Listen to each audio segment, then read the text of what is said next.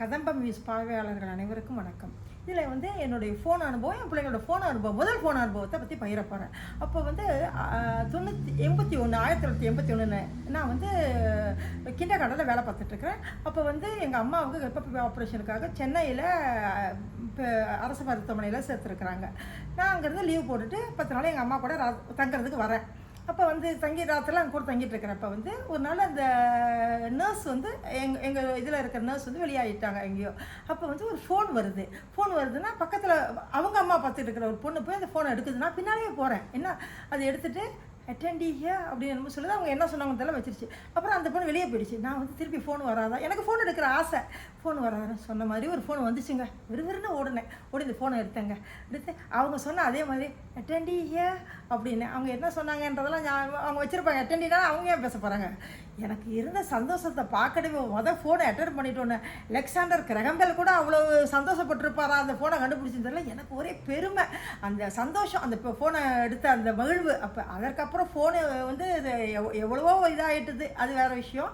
இந்த பையன் அதே மாதிரி 1ஆம் வகுப்பு படிச்சுட்டு இருந்தார், 92 நினைக்கிறேன். அவர் என்ன பண்ணார், அன்றைக்கி ஸ்கூல் விட்டு வீட்டுக்கு வந்தவுடனே நல்லா குளிச்சுட்டு நிறைய பவுடர்லாம் பூசிட்டு சட்டையெல்லாம் போட்டு உட்காந்துருக்காரு ஃபோனுக்கிட்ட. எப்போ சாப்பிட வந்துடுவார். ஏன்யா என்னன்னு, என் ஃப்ரெண்டு ஃபோன் அடிக்கிறேன்னு சொன்னார் அப்படின்னாரு. சொன்னான் அப்படின்னாரு. அப்புறம் கொஞ்ச நேரம் உட்காந்துருந்தாரு. அதே மாதிரி ஃபோன் வந்துச்சு, நாங்கள் பார்த்துட்டு தான் உட்காந்துருக்கேன். ஃபோன் வந்துச்சு, முகமெல்லாம் அப்படியே ஒரே சந்தோஷம். எனக்கு எது சந்தோஷம் மாதிரி அவர் முகத்தில் பார்த்தேன். சந்தோஷம் கொஞ்ச நேரம் கழிச்சு அப்படியே என்னென்னா அந்த பையன் எங்கள் ஃபோனை வச்சிருச்சு. அது என்ன கதைன்னா, அடுத்த நாள் இவர் சந்தோஷத்தில் ஃபோன் அடித்து அந்த பையன் அலோன்னு சொல்ல அவர் பேசாமல் இருந்திருக்கிறாரு. அடுத்த நாள் அந்த பையன் சொல்லியிருக்கேன், நான் ஃபோன் அடிச்சிருக்கேன் பப்ளிக் ஃபோன்லேருந்து. ஏன்னா அந்த பையன் வீட்டில் ஃபோன் இல்லை, நீ ஃபோன் எடுக்கலை, நான் வச்சுருந்தேன். ஆக அவர் அந்த ஏமாற்றம் அவர் முகத்தில் அப்பயே தெரிஞ்சிச்சு. முதல் ஃபோனே அவரால் பேச முடியலை அப்படின்னுட்டு.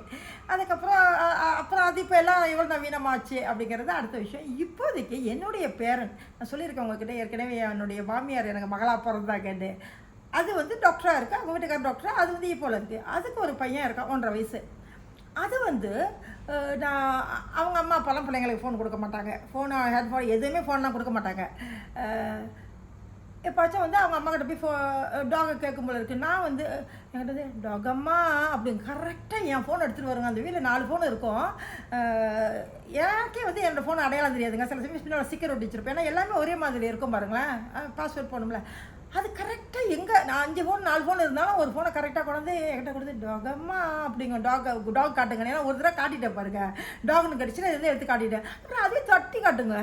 அப்போ இப்போ இருக்கிற பிள்ளைங்கள்லாம் எவ்வளவு ஐக்கியம் எல்லா ஒரு விஷயத்தை தெரிஞ்சுக்கிறதுல எவ்வளவு சிறப்பாக இருக்குங்கிறதுக்காக தான் சொல்ல வந்தேன். அனைவருக்கும் எனது நன்றி.